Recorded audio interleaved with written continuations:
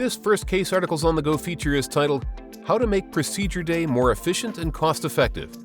Written by Paul Wafer, BS, MBA, RN.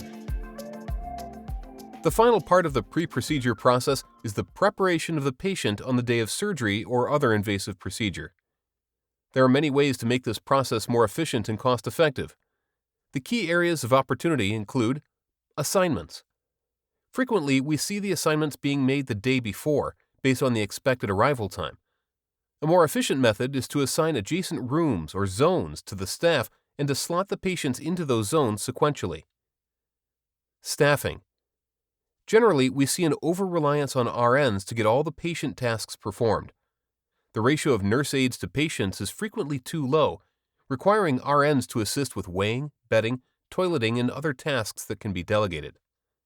Cross-training and cross-utilization of perianesthesia RNs. Frequently, we see an overabundance of RN staff both in the pre-op area and PACU first thing in the morning. There may be several PACU RNs coming in before 7:30 to 8 a.m., and it may be an hour or longer before a patient arrives. We recommend that a PACU RN come in early to help with the morning rush in pre-op, potentially reducing the need for a pre-op RN.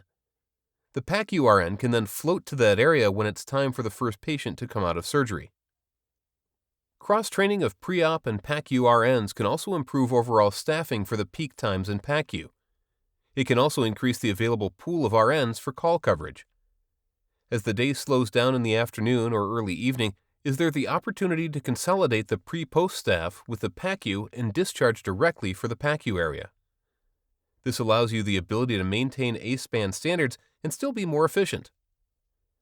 Finally, if the other invasive procedures areas are not too far from the pre-post area, consider preparing all patients for surgery, endoscopy, cardiac catheterization lab, and interventional radiology all in one location. This can create even greater efficiencies. Factors that can affect these suggestions include the proximity of the departments to one another, case volumes, the standardization of the pre-post rooms or cubicles, equipment and monitoring availability, as well as the number of peripheral nerve blocks, spinals, and other logistical factors. There are ways to approach these issues for success. If you have trouble getting your first cases of the day started on time, look at these key areas of opportunity for ways to improve those first starts. As always, thanks for listening to this episode of First Case Articles on the Go.